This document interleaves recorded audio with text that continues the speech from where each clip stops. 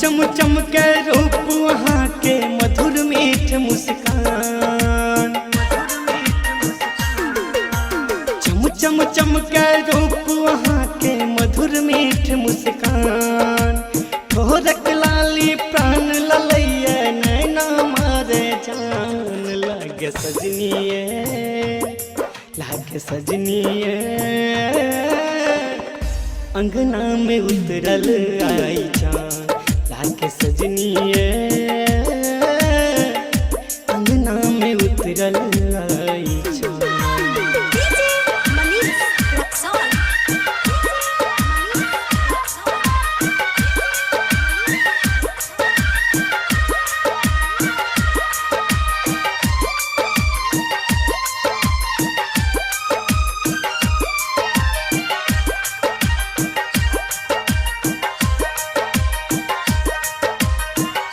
जिंदगी में अबते यहाँ अब गल बहारिए, किस्मत सबैर के यहाँ दिलों जे प्यारिए।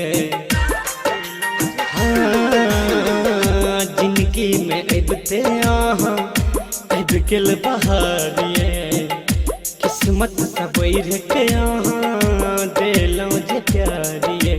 कतक अहाँ के करी बड़ाई जाने दुनिया जहान, अब के अहाँ के किया न करी अपने पर गुमान, लागे सजनिए लागे सजनिए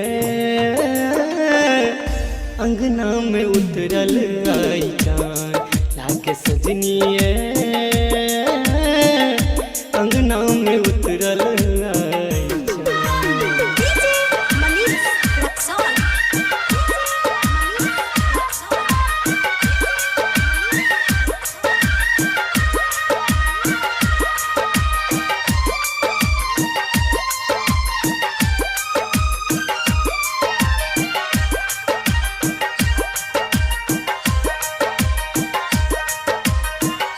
देखने जे रही कहियो पूरा भेल सपना, बन के दुल्हन अहाँ एलौं हमरा अंगना।